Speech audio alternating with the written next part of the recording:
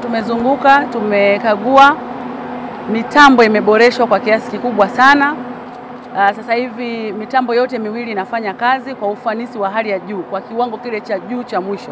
Lakini ukiacha hilo, hali ya maji katika bwawa hili la Mtera ni nzuri, na kwa mara nyingine tuna uwezo wa kuzalisha umeme kwa msimu wote mpaka tutakapokutana na msimu mwingine wa mvua. Hii inaonyesha ambavyo serikali imefanya kazi kubwa ya kudhibiti matumizi mabaya ya maji na miundombinu ya maji ambayo inateremka kutoka nyanda za juu kusini.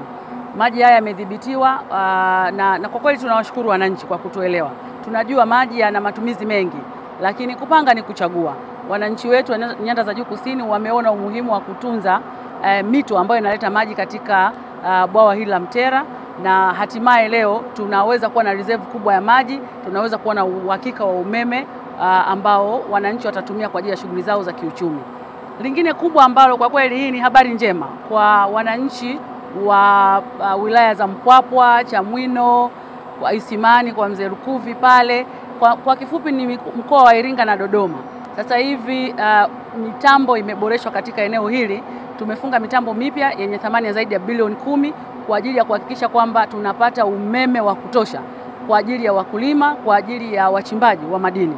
Kwa hiyo sasa hivi muda wote ule Mheshimiwa Waziri, Mheshimiwa Deogratias Ndejembi atakuja kuzindua mitambo hii ambayo itaweza kupeleka umeme waweka katika maeneo haya, badala ya kutegemea umeme unaozalishwa hapa upelekwe Dodoma alafu urudi huku, au uende Iringa alafu urudi tena huku kuhudumia maeneo haya. Sasa hivi umeme wao utakuwa unatoka hapa, jambo ambalo litafanya wapate umeme wenye nguvu ya kusukuma mitambo mbalimbali. Kwa kipindi hiki ninakubali kuna changamoto kadhaa zimetokea, lakini kwa sababu ya kurekebisha miundombinu hiyo iweze kuwa stable.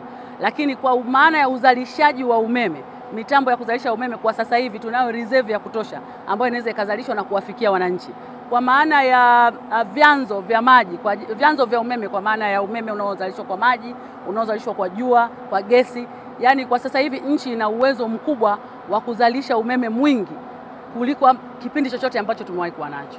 Tunayo teknolojia nzuri na ya kisasa ya kuweza kutenganisha maeneo ambayo yanafanywa marekebisho na yale ambayo hayafanywi marekebisho. Zamani tulikuwa tunalazimika kuzima mtambo mzima ili tuweze kufanya marekebisho ya eneo dogo. Lakini sasa hivi kwenye vituo vyote ambavyo nimevitembelea mpaka sasa, tunazo switch tofauti ambazo tunaweza tukazima eneo hili wakati tunatengeneza eneo lingine. Kwa hiyo hilo ni muhimu kulizingatia. Tutumie teknolojia ambayo tunayo kuhakikisha kwamba sio wote wanakosa huduma kwa sababu ya eneo dogo ambalo linafanywa ukarabati. Lakini pili ni kutoa taarifa kwa wakati. Wananchi wetu wanatumia nishati kama chanzo kikubwa sana cha uzalishaji. Watu wafanyabiashara ndogo wengi wanatumia umeme kama sehemu kubwa sana ya katikati ya kuwasaidia katika kuzalisha. Kwa hiyo tutoe huduma mwafaka kwa kutumia vyombo ambavyo vinawafikia wananchi. Siku hizi kuna social media, siku hizi kuna radio. Tutumie vyombo hivyo kutoa taarifa kwa wananchi ili wajue kwamba kwa wakati huu na huu tunafanya ukarabati. Lakini la mwisho, upo muda ambao shughuli za uzalishaji zinakuwa ziko chini. Nyakati za usiku, wakati mwingine kwa baadhi ya maeneo, nyakati za jioni, kwa sababu tuna miundombinu ya kutosha, tuna facilities za kutosha.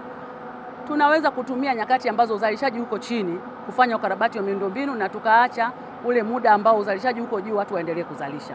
Huo ndio wito wangu kwa watumishi wanaohusika, wadau wote, kwa maana ya uzalishaji, usambazaji, wote tuzingatie kuwahudumia wananchi kwa sababu hao ndio mabosi zetu.